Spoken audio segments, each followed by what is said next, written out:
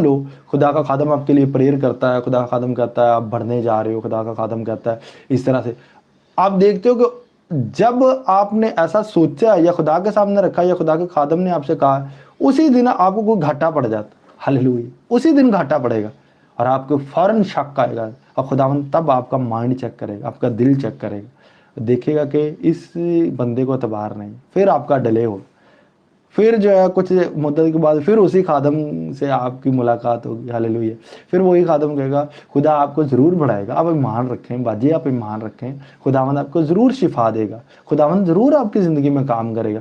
ये मैं उन लोगों की बात बता रहा हूँ, ये हमेशा नहीं होता। खुदा के खादम एक बार भी प्रेयर करते हैं और बड़े बड़े मौजे होते हैं। हालेलुया, हमेशा नहीं। ये किन लोगों के लिए बात मैं कर रहा हूँ? जिन लोगों को बड़ी कॉलिंग के लिए चुन रहा है या जिन लोगों की ज़िंदगी में बड़ा काम करना चाहता है, उनको फिर 7 बार चक्कर लगवाता है। हालेलुया, ताकि उनको परखे कि एक चक्कर में इसने क्या सोचा, दूसरे